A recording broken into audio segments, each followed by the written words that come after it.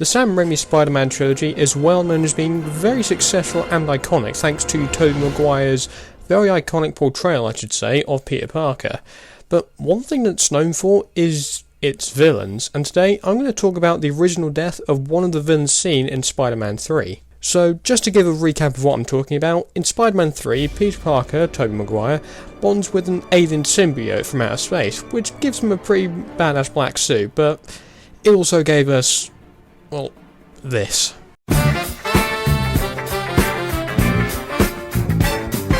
But other than giving us a meme in Bully Maguire, Spider-Man 3 also gave us the live-action debut of Eddie Brock, otherwise known as Venom.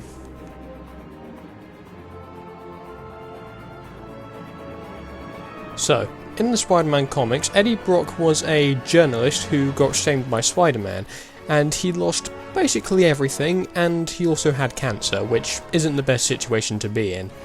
But one day, Eddie went to church on the very same day that Peter Parker decided to finally get rid of the black symbiote suit that had been trying to possess him. That suit then found its way to Eddie, and he became Venom. But one interesting thing is, the comic version of Eddie also shares similarities with his movie counterpart, so let's take a look at that.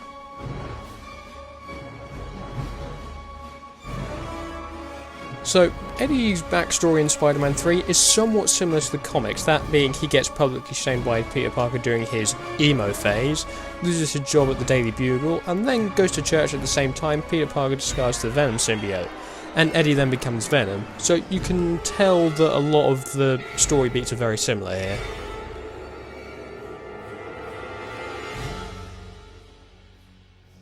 So what was Eddie's fate in the movie? Well, here's exactly what happened.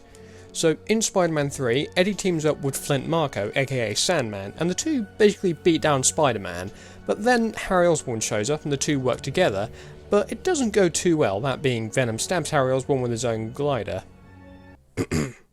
And then turns his attention to Spidey. After remembering that the symbiote's weakness is sound, Peter traps Eddie in sort of kind of like a jail cell, and then Peter manages to pull Eddie from Venom's grasp.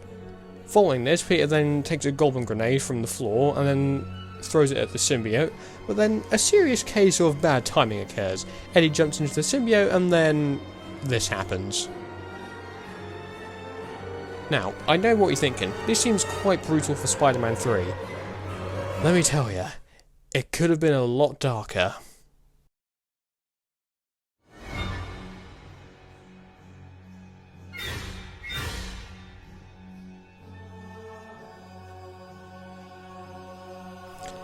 So, Venom's alternative fate in Spider-Man 3 was going to be quite darker, because originally, when Spider-Man went to pull Eddie out of the suit, it was originally going to be revealed that Eddie had completely bonded with the symbiote, and that all that was left of Eddie Brock was now a skeleton, and so that skeleton was now discarded, and then we don't really know much outside of that, but I'm guessing we can assume from logic, of course, that the symbiote would have had the same fate as the movie, wherein it's blown up with the goblin grenade thanks to Spider-Man.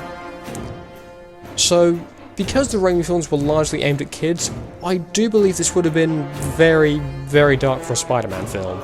But then again, there's a lot of dark moments in the Raimi trilogy anyway. So I think it is a good thing we didn't see this on screen, because I think it would have been dark, especially for a Raimi film. But I think it would have been sick to actually see something like this in a Blu-ray release, and I know there are certain storyboards out there existing of Eddie Brock's skeleton and this original fate from Spider-Man 3, so it would have been pretty sick to see in maybe an animated reconstruction like this. But other than that, this is a really interesting fate for Eddie Brock, and it just goes to show that Spider-Man 3 could have had a very dark ending.